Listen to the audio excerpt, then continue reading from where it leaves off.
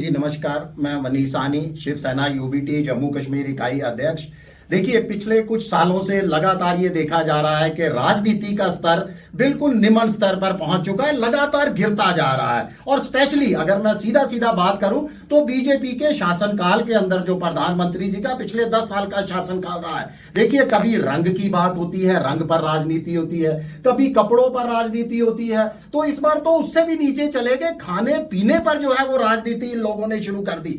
जब वो पैंतरा भी नहीं चला तो अब धर्म की राजनीति पर ये लोग वापिस उतर आए हैं, जो इनकी बहुत पहले से यही इनकी पहचान है। और वो इंतजार भी मुझे लगता है कि जनता कर रही होगी कि कब ये हिंदू सिख, हिंदू मुस्लिम पर जो है राजनीति करेंगे, क्योंकि यही इनको मुद्दों की राजनीति तो आती नहीं है। देश की आजादी के अंदर इनका कोई योगदान नहीं है, मगर शायद अंग्रेजों से जाते जाते इन्होंने वो फूट डालो वाली राजनीति जो है वो सीख रखी है और उसी से जो है अपनी राजनीति चला रहे हैं। देखिए, हिंदुस्तान पहचान क्या है इसकी, तमाम उसको धर्मों का जो है गुलदस्ता कहा जाता है। आप इसकी पहचान खत्म करने के अंदर लगे हुए हैं। ये कोई हिंदूवादी भी नहीं है, ये भी मत सोचिए कि ये अगर किसी एक कौम को टारगेट कर रहे हैं तो ये हिंदुओं के सके हैं, बिल्कुल नहीं है। अभी एक आम आदमी पार्टी के भी मेरे दोस्त आपको बता रहे थे कि शिवसेना इसकी भुगत भोगी है। अरे शिवसेना ने तो आपको उस समय अपने पास बिठाया था, चलना सिखाया था,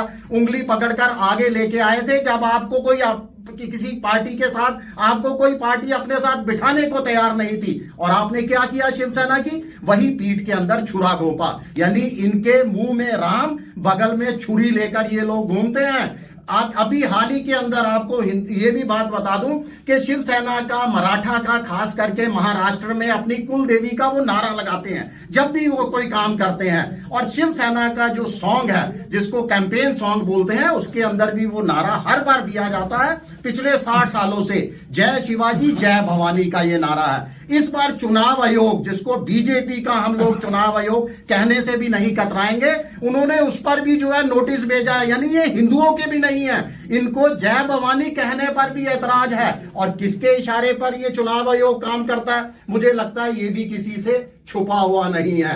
ये किस बात के हिंदूवादी होने का दावा करते हैं। वार्षिक अमरनाथ यात्रा चलती है, मात्र साल में 40 से 50 दिन उस अमरनाथ यात्रा पर भी ये जजिया कर लेते हैं, पंजीकरण वसूल करते हैं और लगातार हम जो है सड़कों पर हैं इस पंजीकरण को वापस मांग करने के लिए।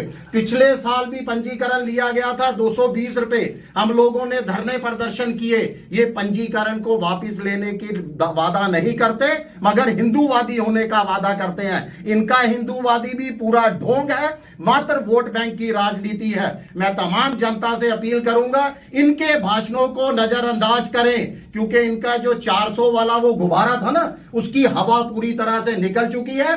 आपसी भाईचारे को कायम रखें और जय हिंद जय भारत। मीडिया की डिफरेंट ऑर्गेनाइजेशन से रिप्रेजेंटेटिव जो यहाँ पे आए उनका हम स्वागत करते हैं। आज की जो हंगामी प्रेस कॉन्फ्रेंस है, इसका मकसद जो है, परसों इतवार के रोज राजस्थान में भारत के वजीर आजम ने एक ऐसा बयान दे दिया जिसने पूरे मुल्क में इस वक्त आग लगा दी है। मुख्तसरन यह है कि 20 करोड़ आबादी जो है उनको उन्होंने घुसपैठिए कहा है, उनके लिए उन्होंने ऐसे ऐसे शब्द इस्तेमाल किए हैं और यह कहा है कि कांग्रेस अगर इक्तदार में आई, कांग्रेस अगर पावर में आई, वो तमाम दौलत जो है यहाँ की अक्सरियती आबादी के, उनका सोना चांदी, लैंड, प्रॉपर्टी छीन कर मुसलमानों में बांटी जाएगी और मुसलमान ज्यादा बच्चे पैदा करते हैं। बल्कि यहाँ नहीं वो रुके, उन्होंने कहा कि मैं अपनी माताओं को और बहनों को कहना चाहता हूँ, जो हमारी बहू बेटियां, उनका मंगलसूत्र तक छीन दिया जाएगा, वो भी सेफ नहीं है। फिर आगे उन्हें सवाल किया, क्या तुम ये चाहती हो कि तुम्हारा मंगलसूत्र छीने?